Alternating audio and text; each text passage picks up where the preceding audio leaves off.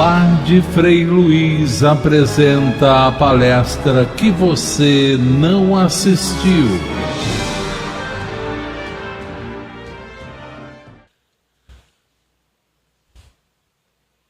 Que a paz de Jesus continue nos nossos corações. Hoje vamos falar sobre evolução. Em resposta à pergunta 540 do Livro dos Espíritos, quando Kardec interroga os irmãos espirituais a respeito da evolução.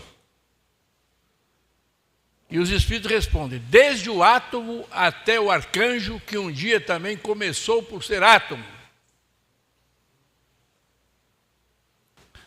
Deus é o Criador de toda a eternidade. Uma espécie de útero universal, onde tudo se cria, tudo se mantém e tudo se transforma.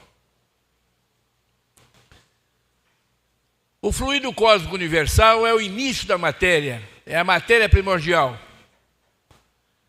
É a força nervosa do Todo-Poderoso que é Deus. Todas as matérias existentes no nosso planeta derivam do fluido cósmico universal. A matéria física, a matéria radiante, a matéria fluídica e a matéria mental. Jesus é o sol das nossas almas, é o corretor de posições das nossas vidas,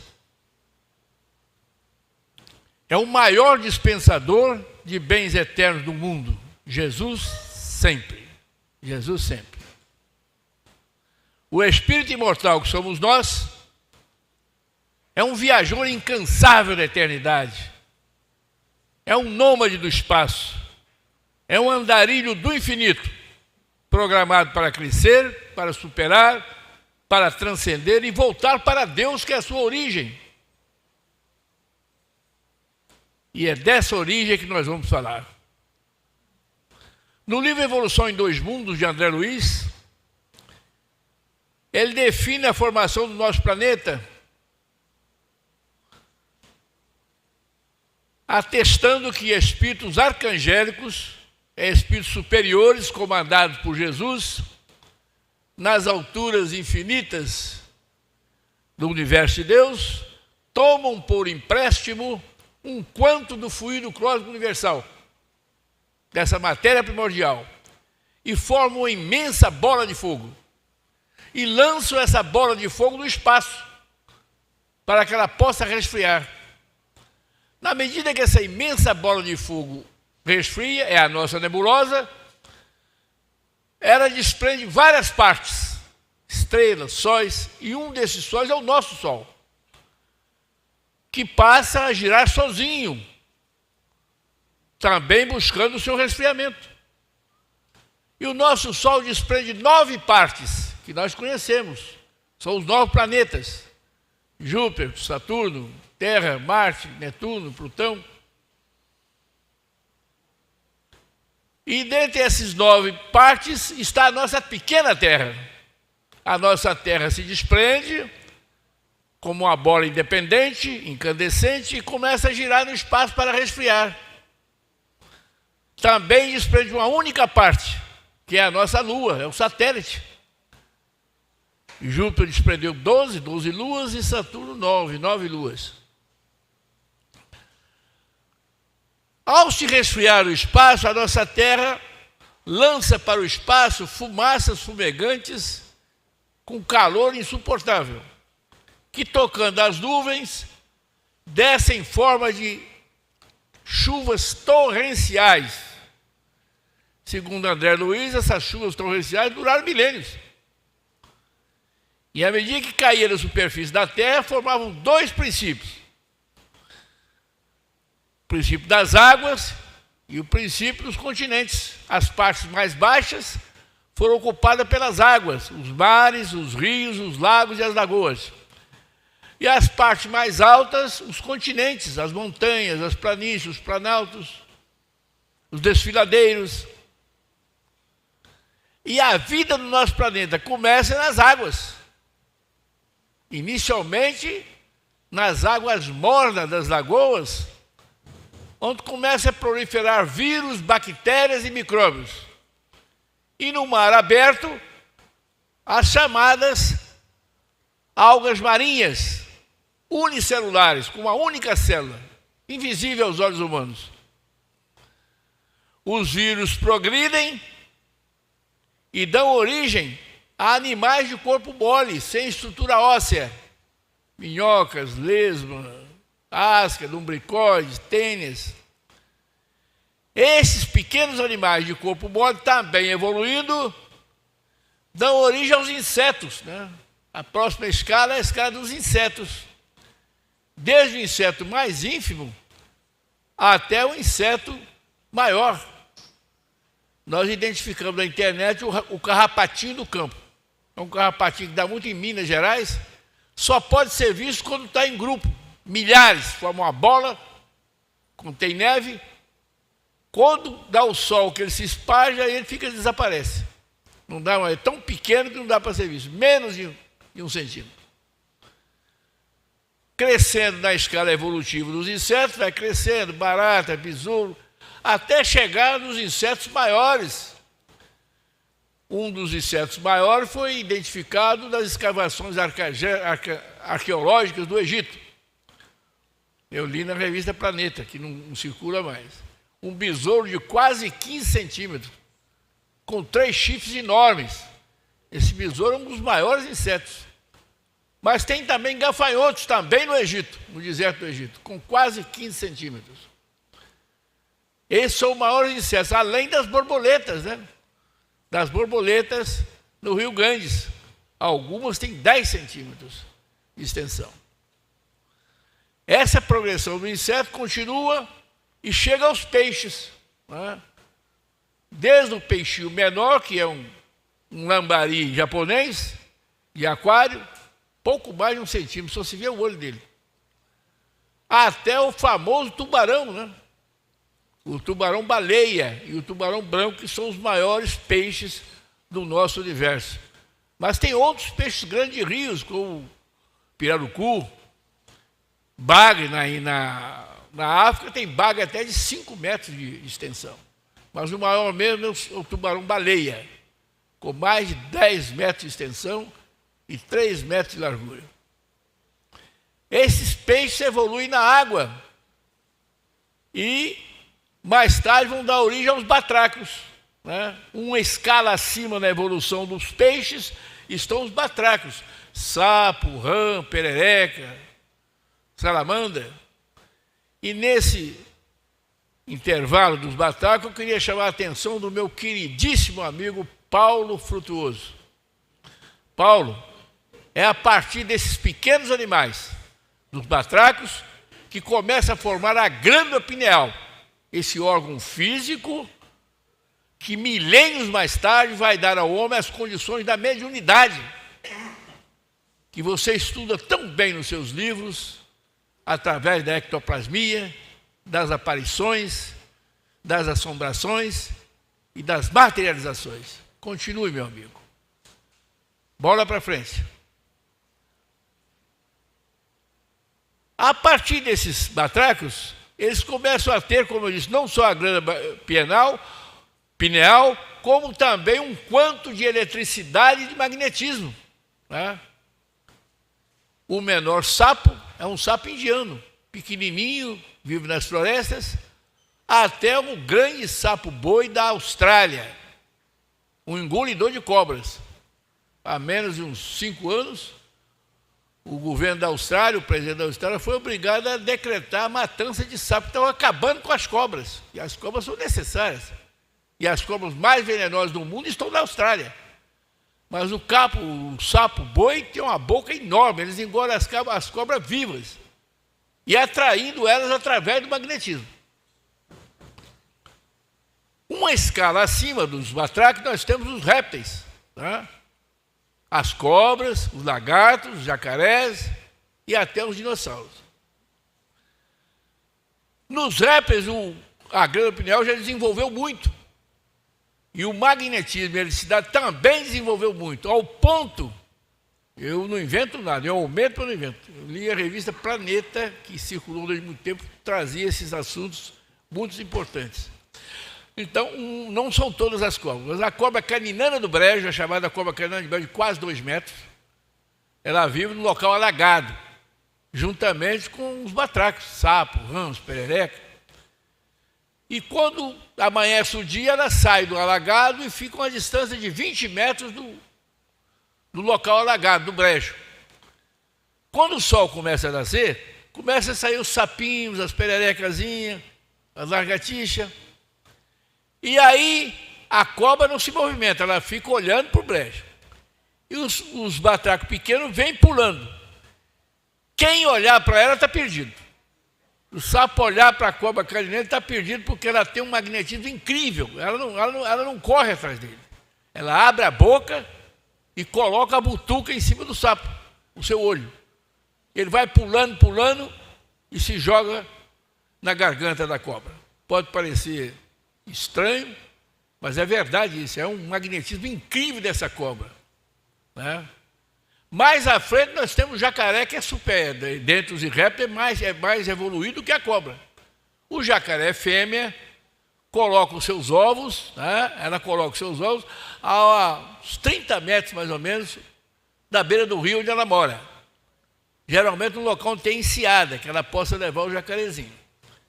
E ela então se coloca numa posição de 5 metros aproximadamente da ninhada de ovos que ela cobriu com as folhas. Então os ovos são chocados com o calor do sol e com o calor dos olhos do jacaré fêmea, ou da fêmea do jacaré. Ela não se afasta até que os ovos sejam chocados. São 21 dias. Mas quando o sol está quente, isso baixa para 15, 16. E quando está frio, aí não usa o sol, ela choca só com os olhos. Foi fotografado na revista Planeta, saindo faísca dos olhos do jacaré fêmea. Não é brincadeira, é algo incrível de acreditar, mas é verdade. Mas uma outra façanha do jacaré fêmea é que ela, depois que os ovos são chocados, ela se aproxima do jacarezinho, que eles gritam, uma gritaria tremenda, mamãe, mamãe, mamãe. E ela então chega perto da ninhada e abre aquele bocão enorme. E pega um a um, até uma pata enorme, não sei como ela consegue segurar aquele ser tão pequeno, e coloca dentro, não fechar a boca, ela mata todo mundo. Coloca todos os jacarezinhos dentro da boca e caminha para a enseadazinha que ela preparou, com a água parada. Ela então coloca numa posição de círculo, em que ela protege, forma uma espécie de lago, e ali ela solta o jacarezinho para que eles possam aprender a nadar. É muita inteligência. Então os animais, os répteis são animais inteligentíssimos. Um passo acima nós temos as aves, né? As aves. As mais evoluídas são as aves caseiras, galinha, galo, pato, marreco, cisne. O cisne é uma das aves mais evoluídas, né? Quem já viu um cisne? Eu estive no Itamaraty, aqui no Rio, e tinha, não sei se ainda tem, parece que foi transferido para Brasília. Mas é muito lindo, é um animal muito lindo, é uma ave muito linda.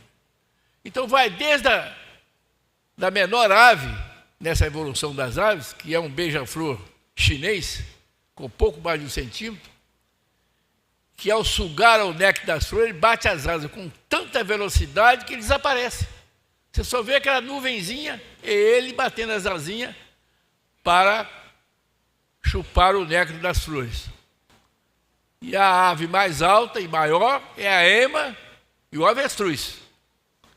Mas as galinhas caseiras, os animais caseiros, as galinhas caseiras, o galo, o pato, têm uma receptividade incrível com espíritos desencarnados. Se um espírito desencarnado chegar no galinheiro à noite, elas fazem um alvoroço tremendo, o galo canta antes da hora. Vocês podem perguntar, mas como isso é possível? Leiam os livros do nosso querido Frutuoso. Donos de fazenda, mulheres fazendeiras, donas de fazenda que morrem apegadas às coisas materiais, não vão para lugar nenhum. É um erro quando se diz, fulano morreu, foi para o céu, o outro foi para o inferno, o outro foi para o umbral, o outro foi para as trevas. As pessoas permanecem ligadas a tudo aquilo que elas preferiram a vida toda. Como disse Jesus, aonde estiver o teu tesouro, ali estará o seu coração. Estaremos sempre ao lado do objeto da nossa predileção. aquilo que escolhemos como sendo algo importante para nós. E essas donas de fazenda adoravam o galinheiro. Pela manhã colheram os ovos, aos domingos mataram uma galinha gorda, né? Geralmente matam quando tem alguém com nenê, né? Quando há um nascimento, então a mulher que recebe a criança, que dá à luz à criança, durante uma semana tem que comer galinha gorda, sopa de galinha gorda. Então fica marcado na cabeça da dona da fazenda que aquilo ali é dela, é propriedade dela. Ela não vai para lugar nenhum. À noite ela vai lá ver o galinheiro, está tudo em ordem. Se as galinhas estão pondo os ovos, para que no outro dia ela possa colher. E essas aves, as galinhas, os galos, sentem a presença espiritual das aves, das entidades espirituais, e faz um alvoroço incrível. As galinhas cacarejam, o galo canta fora da hora.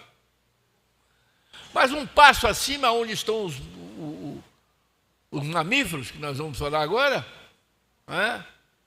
Os animais mamíferos, burro, cavalo, não só sentem a presença de entidades espirituais, porque estão com a glândula pineal bastante avançada, e o magnetismo e a eletricidade também bastante avançado, como veem.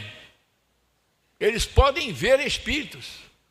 É muito comum, nessa cidade pequena do interior, quando você vai de uma cidade para outra, tem muita cruz na beira da estrada, aquelas cruzes de nome, é alguém que foi assassinado ali.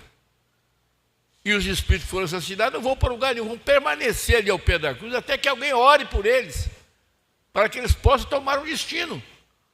Aí passa o cavaleiro à noite, na sua montaria, quando o cavalo vê o espírito no pé da cruz, ele empina, joga a montaria no chão, tem várias histórias. Eu tenho 2 livros de histórias publicados, e tem um que não publiquei, Histórias Bem Assombradas, que é só história de assombração. Então eles empinam e jogam a montaria no chão e fogem disparada. Mas eu tenho um fato real, que está na Bíblia, né? Como eu disse, eu aumento, mas não invento. Na Bíblia, no livro de Josué, Velho Testamento, vocês podem confirmar ao sair daqui, Velho Testamento, livro de Josué, tem uma lição com o seguinte título: Balaaque e Balaão. Josué é um general que assumiu depois de Moisés. Moisés foi encarregado de encontrar a terra prometida, e Josué o substituiu para conquistar, como general, comandante do exército, a terra prometida. Ele já havia invadido várias cidades e agora invadiram a cidade de Jericó. Está lá na Bíblia, Balaaque e Balaão. E a cidade sitiada, com mais de 15 dias, já não tinha água, não tinha alimento. E o rei dessa cidade soube que tinha um profeta numa outra cidade que amaldiçoava as pessoas. Então ele chamou o seu servo mais perto dele, de nome Balaque, falou: vá até a cidade próxima e traga o Balaão. Deu joias, dinheiro, ouro, para que ele comprasse os trabalhos do Balaão. E ele viesse até a cidade de Jericó amaldiçoar o exército judeu. Balaque então foi até a cidade, convenceu o Balaão, ele veio num burrinho e o Balaão no outro. No meio do caminho, antes de chegar a Jericó, eles tinham que passar por um pequeno rio. Me parece que essa historinha está no último livro do Frutuoso. Balaaque e Balaão. Tinha que passar por um pequeno córrego, 30 centímetros de água, passa tranquilamente a pé. E o burrinho de Balaão empinou e não quis andar. Entrou um pouco na água e emperrou. Emperrou e levou chicotada, levou nada, grito, nada. E o Balaque então falou com o Balaão: nós estamos atrasados, temos que chegar lá para amaldiçoar o Josué. E o seu burro não anda. E esse Balaão era um profeta, clarividente e clareaudiente. Ele via e ouvia espíritos. Então ele disse: olha, eu estou vendo um espírito à frente do burro, com a espada na mão. E o espírito está me dizendo: voltem para casa. Essa invasão é por ordem de Jeová. Esse é um povo de Deus que vai conquistar todas essas terras. Voltem para casa de vocês, que eu não vou Você não pode amaldiçoar o exército judeu. Então o burrinho viu o espírito e empacou. E o médium não só viu, como ouviu, né, do espírito que eles não podiam avançar mais naquela caminhada. Então eles voltaram, Jericó realmente foi invadida, né, e mataram todo mundo, passaram as fios de espada e conquistaram mais uma cidade para o povo de Israel. Então os animais ditos superiores, o cão, o cavalo, o elefante, o gato, são animais com uma visão espiritual incrível, né? Tem também a parte sentimental. Isso aconteceu na cidade de Minas, cidade de Ipanema. Isso eu presenciei. Eu tinha 12 anos. Um senhor que tinha muito amor, porque um cão que não largava o cão, onde ele ia, o cão ia atrás. Vivia com esse cão no colo, era um amigo do peito. E ele veio desencarnar. E o cão ficou no velório o tempo todo, quando levou para a sepultura, foi para a sepultura, ficou em cima da sepultura, uma semana uivando em cima da sepultura. Na outra semana ele morreu. Morreu em cima da sepultura, seu dono, uivando, tal sentimento de pesar, de perda que ele sentiu daquele companheiro. Quando a evolução chega no fim dos animais mamíferos superiores, até chegar o homem, tem um intervalo que ninguém falou até hoje. O Divaldo corre desse assunto. O Chico também nunca falou. São os elementais. Entre os animais superiores, cavalo, cão, cachorro, cão, gato, tem os elementais, que Kardec fala da pergunta 536 até a pergunta 540. 536, 537, 538 e 539. Ele fala desses elementais, que são espiritoides, tá, aguardando as primeiras reencarnações.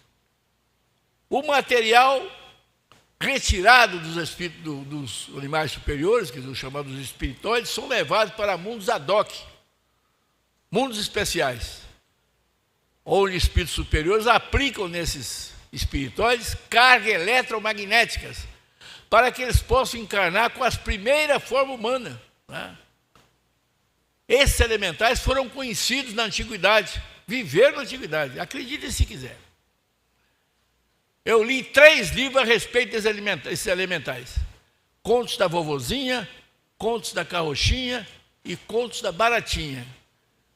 Ali na Rua Buenos Aires, Rua da Alfândega, tem vários brechós ali, vários sebos de livros. Esses livros podem ser encontrados ali. E tem histórias desses elementais. São as ninfas, são as ondinas, são as sereias, eles tinham nomes. Esses elementais tinham nomes. Viviam nas florestas, nas águas, e tinham nomes. Eram as sereias, as ondinas, as ninfas, os gnomos. E no Brasil isso baixaram a bola, botaram o Saci Pererê, né? Também nessa aí. Então esses elementais viveram em mundos primitivos, antes da chegada do primeiro homem. Eles antecedem a chegada da primeira encarnação do homem, que é uma forma macacóide, que já está com o perispírito com a forma humana, e inicia as primeiras encarnações. Não com essa forma que estamos utilizando, ostentando hoje, mas com a forma macacóide, para viver nas grutas, né, nas cavernas, alimentar de insetos, de animais, e beber água da chuva e dos rios, né? Viver na natureza. Muitos índios existem tribos que ainda vivem nessa natureza, totalmente afastados, de vez em quando descobrem uma tribo, totalmente afastados da civilização. Então começa aí as primeiras reencarnações, e ao mesmo tempo começa também as primeiras reencarnações. Perguntaram ao Chico certa vez quem reencarna primeiro. E respondeu os mais ignorantes, com absoluta certeza. As reencarnações mais rápidas são as reencarnações dos índios, das tribos africanas, de companheiros e companheiras que não têm quase nenhum conhecimento e que não têm condições de adaptação na vida espiritual, não consegue se adaptar na vida espiritual. O índio, quando morre, ele não sai da tribo ali, fica ali cantando junto com os outros. Quando você vê ali uma roda de índio cantando, tem outra roda de índio invisível ali também acompanhando a cantoria. E o pajé, que também morreu, não vai também para lugar nenhum, está ali dirigindo aquilo, comandando aquilo ali. Então não vamos para lugar nenhum, vamos exatamente para aquele local que merecemos. Aqueles locais com os quais estamos afinados. Então, quando se fala de obsessão, muitas vezes companheiros nossos criticam os obsessores. São maus, são isso, são aquilo, perversos, cruéis. Realmente são. Mas eles não trabalham sozinhos. A obsessão não é apenas uma mania de perseguição, uma pressão de uma mente sobre outra. É uma parceria. Infelizmente, fazemos parcerias com espíritos inferiores, através das atrações. O alcoólatra, por exemplo, não precisa fazer nada. Eu conheci, cidade pequena de Ipanema, companheiro que era alcoólatra, chefe de família maravilhoso, trabalhador, mas bebia de cair. Tinha obsessão? Claro que tinha. O álcool atrai a obsessão. O outro que é viciado em jogo de baralho, o jogo de baralho atrai a obsessão, obsessor. A droga atrai o obsessor. O outro não bebe, não fuma, não joga, mas é ciumento. O ciúme atrai o obsessor. A tristeza atrai o obsessor. A melancolia atrai o obsessor. Então existe uma série de fatores que influem na nossa personalidade e faz com que possamos atrair entidades, não às vezes não tão perversas, mas entidades gozadoras, desocupadas, preguiçosas, inertes, que não vão para lugar nenhum, que procuram companhias. E nós oferecemos essa parceria. Então as reencarnações dos macacóides vão evoluindo até chegar ao ponto que estamos hoje. Nós estamos exatamente na metade do caminho, né? Caminhamos até aqui, do átomo até aqui a metade. Agora temos daqui até a eternidade. Agora, até chegar à eternidade, vamos passar por camadas espirituais. Vamos passar por diversos planetas, né? Encarnar em diversos planetas, e muitas vezes no mesmo planeta, como é o caso da Terra. E no mundo espiritual vamos começar pelo umbral. O umbral não é tão ruim assim como as pessoas dizem. Tem uma parte mais escura, aquela parte mais chegada da Terra, onde está o abismo e as trevas.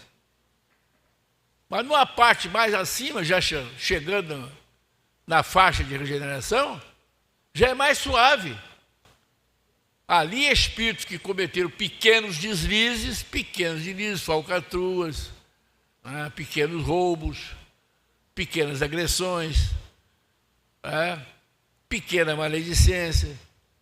Então fica nessas faixas mais avançadas do umbral, onde não é tão escuro assim, tem bastante luz. André passou por isso. André não ficou no abismo e nas trevas, ele ficou numa faixa vibratória do umbral, compatível com os pequenos erros que ele cometeu. E é o que vai acontecer conosco. E ali nós purgamos. O umbral é, na realidade, uma zona purgatorial, onde nós purgamos, onde nós, né, refletimos sobre os nossos erros, sobre tudo aquilo que vivenciamos aqui. E que não conseguimos esquecer, porque a nossa consciência imortal não esquece. Podemos fugir de tudo, mas não podemos fugir da nossa consciência imortal. Não há como fugir da nossa consciência imortal. E do outro lado da vida era cobra. Há uma cobrança. Então nós saímos dessa purgação para passar para a faixa de regeneração. Na faixa de regeneração, vamos encontrar trabalho, encontrar lazer, né? Uma faixa mais rarefeita, mais sublimada, né? depois a faixa superior e a faixa divina. Então isso vai demorar um tempinho, né? Nós precisamos continuar com o nosso trabalho, né? Com a nossa doutrina, procurando cada vez mais a parte científica, porque como eu sempre penso, né? Concordo com o meu amigo Paulo Frutuoso, o espiritismo não é apenas a mediunidade, água fluidificada, passe, obsessão, salinha, não. A doutrina espírita é um arquivo confidencial de segredos, segredos que o Frutuoso está desvendando. Existem muitas coisas que precisamos aprender. Precisamos aprender as energias que circulam no nosso corpo físico. Não temos apenas a energia física, não. Temos a energia radiante, né? Que vocês conhecem. Algumas energias são conhecidas. A energia radiante é conhecida, é o laser, o raio-x, ultrassonografia. Né? Aí está a energia radiante. Um passo acima temos a energia fluídica, que também está no homem. É o magnetismo e a eletricidade.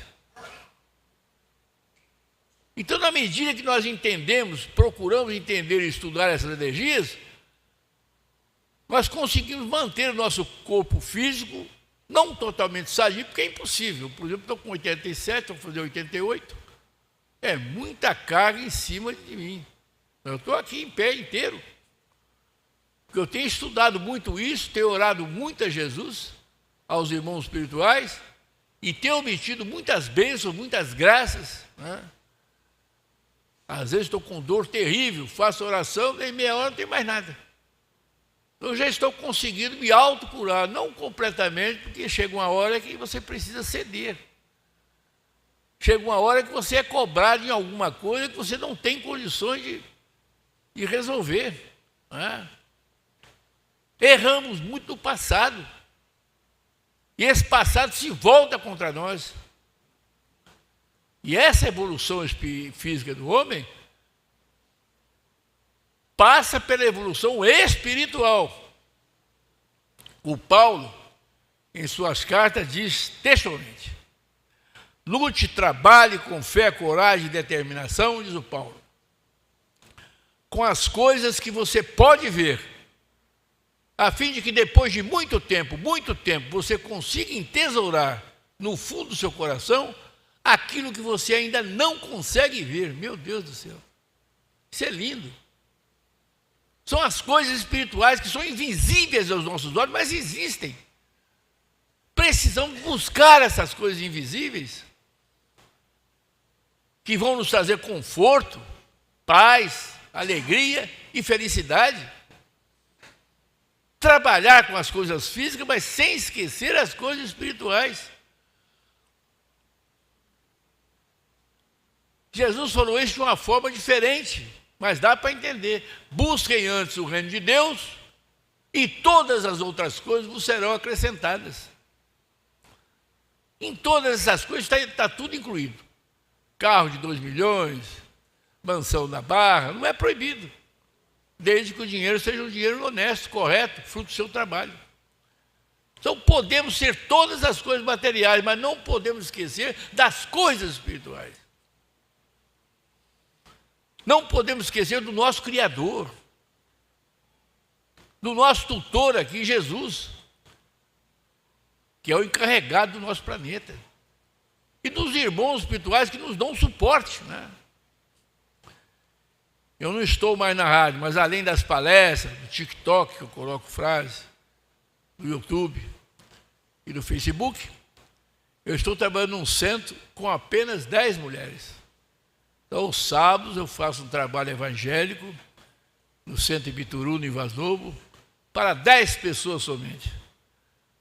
Mas tem sido um trabalho muito proveitoso. Elas estão aprendendo muito, tem uma delas que já está me substituindo. Sabia nada, mas já está me substituindo.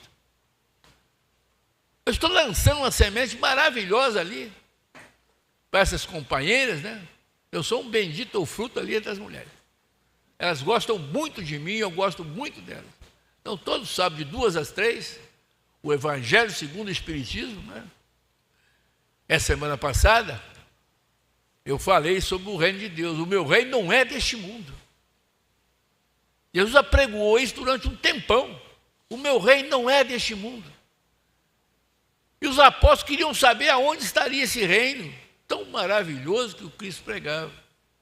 Eles só conheciam o rei Herodes, que era o rei dos judeus. Conheciam o Pilatos, governador da Palestina, César, imperador de Roma, Herodes, o rei de Samaria. Só conheciam reis físicos. E Jesus falava de um outro reino. O meu reino não é deste mundo. Se disser que ele está ali ou acolá, Jesus usa 2 advérbios de lugar. Se disser que está ali ou acolá, não acredito. O reino de Deus está dentro de vocês. O que Jesus quis dizer é o seguinte, que temos todas as potencialidades para alcançarmos a nossa maioria espiritual. A nossa paz, a nossa alegria, a nossa felicidade. Mas isso não chega de uma hora para outra. É interessante observar que isso não chega de uma hora para outra. O tempo de Deus não é o nosso tempo. Precisamos obedecer o tempo de Deus. Vamos continuar trabalhando em silêncio, de preferência em silêncio. E aguardar as surpresas do tempo. O tempo é que vai nos mostrar, né, aquilo que realmente executamos. Se erramos, se acertamos. É interessante observar isso. Vamos olhar para dentro de nós. Cada um precisa olhar para dentro de si. O homem é o único responsável pelo seu destino. É um caçador de si mesmo. Na semana passada eu vi na televisão o Milton Nascimento, coitado, não está andando, está de cadeira de roda. Mas deixou uma música linda cujo refrão diz: eu, caçador de mim. Eu adoro essa música. Ele faz um rodeio muito grande a respeito do amor das pessoas.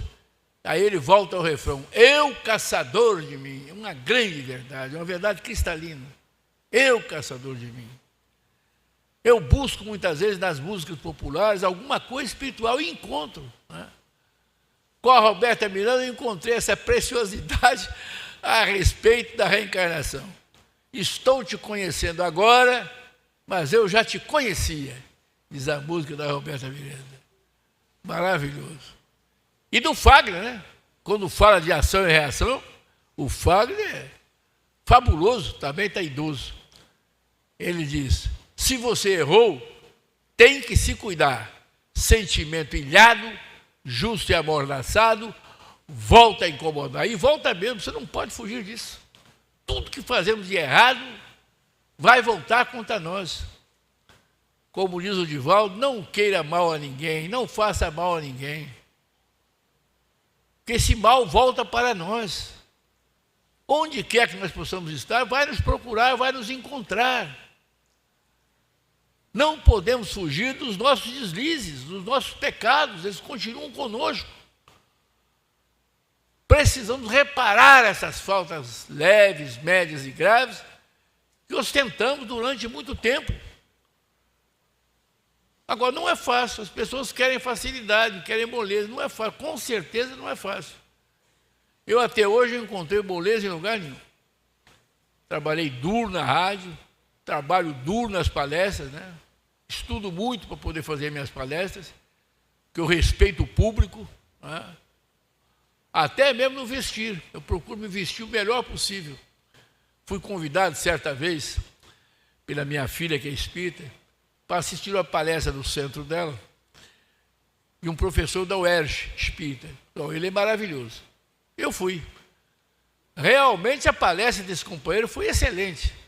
Mas, meu Deus, ele foi com a calça ali rasgada, aquela tem aqueles buracos, né? Com chinelo de dedo.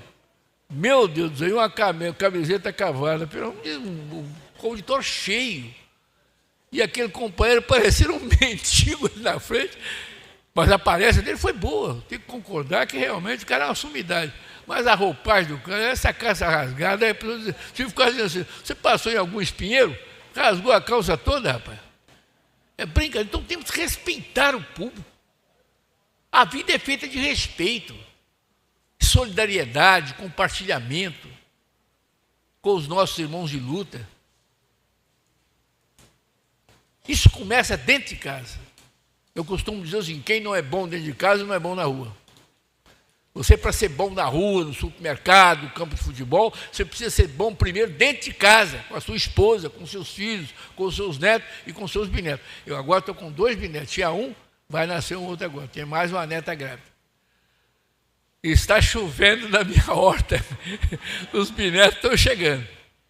E eu fico maravilhoso, porque esse primeiro, que já está com 7 meses, é a minha cara, essa cara de batata, a minha cara do meu primeiro bisneto, a minha cara. Mas é lindo, bichinho, mas é lindinho, lindinho, lindinho. Eu chorei no dia que eu toquei nos braços, maravilhoso. Uma família grande, 12 filhos, 6 filhos, 12 netos e 2 bisnetos agora, graças a Deus.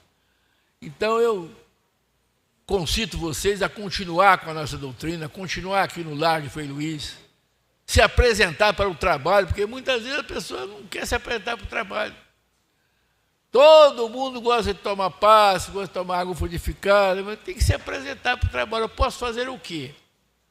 Posso atender um telefone? Posso ajeitar umas mesas, as cadeiras? Posso colocar água frutificada na mesa? Tem que ver o que nós podemos fazer. O Chico Xavier, certa vez, foi uma homenagem prestada para ele na Câmara Municipal de Juiz de Fora. Isso é história real. Ele chegou muito cedo, como sempre fazia, e os espíritos começaram a chegar para saudar o Chico. Chegou o Bezerra, chegou o Emanuel.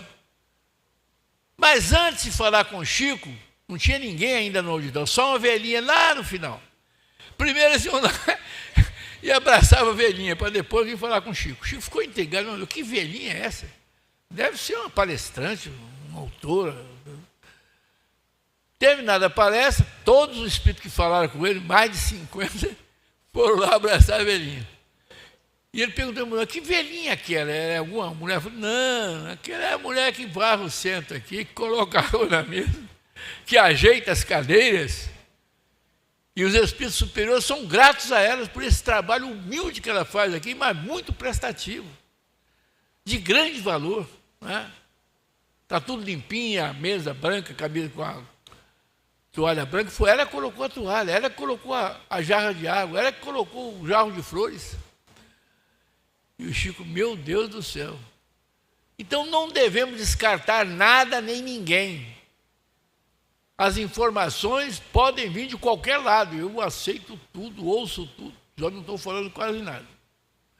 Antigamente eu ia para o supermercado, continuo indo toda manhã. Gosto de comprar o pão. Aí aproveito e compro outras coisas.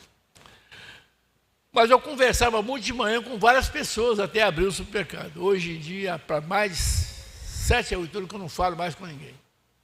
Não é bom. O silêncio é uma arma incrível contra tudo.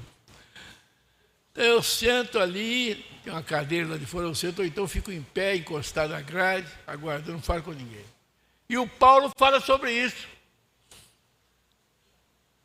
É melhor ouvir do que falar. Seja tardio em falar e apressado em ouvir, diz o Paulo. Dentro de casa é a mesma coisa. Às vezes eu e a minha esposa estamos sozinhos. Às vezes eu só dou bom dia de manhã e boa noite à noite, depois não falo mais nada. Quando ela faz um café, eu digo, tem café, eu digo, obrigado. Vou lá, tomo um café e pronto. Acabaram as brigas, acabaram as ruas, não discutimos mais novela, discutia tudo, futebol, novela, não discuto mais nada. Não me pergunte sobre a Tieta, sobre fulano, porque eu não sei nada. Fico totalmente mudo. Então, nós estamos apenas com 5 minutos. Eu queria aproveitar esses 5 minutos para elogiar a nossa terra, né? A nossa pequenina terra, tão vilipendiada, tão maltratada, tão incendiada, tão corrompida pelos próprios moradores, né? Na realidade, a nossa pequena Terra é um sol, é uma estrela, é um astro que gira no espaço, numa velocidade incrível. E nesse momento atual agora, a nossa pequenina Terra está caminhando aceleradamente para a constelação de Hércules, uma das faixas vibratórias mais iluminadas e mais rarefeitas do infinito de Deus. Mas só chegará lá quando a sua humanidade retirar de sobre os corpos físicos os andrajos mulambentos do ódio, do rancor, do ressentimento, da raiva, da mentira, do ciúme, da maldade, da crueldade, da perversidade, a fim de que possamos ornamentar as virtudes celestes. Essa palestra de hoje é um livro que nós temos na editora, temos 12 livros editados, vou autografar daqui a pouco, mas temos esse último livro que eu queria, se fosse possível, o colegiado publicar esse livro, Evolução, do Átomo Arcanjo. Esse livro tem 500 fotografias. Eu paguei uma influenciadora digital, formada em computação gráfica, ela retirou da internet 500 fotografias. Então, desde o inseto pequenininho até o besouro de 15 centímetros, nos peixes tem o peixinho pequenininho até o tubarão, fotografia tudo isso. Chega nos répteis a mesma coisa, nas cobras a mesma coisa, nos mamíferos a mesma coisa, até chegar no homem. Quando chega no homem, nós temos a fotografia do perispírito, do corpo físico, do corpo espiritual e do corpo mental.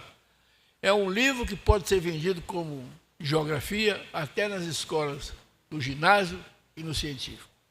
Muita paz é o que eu desejo para todos, do fundo do meu coração.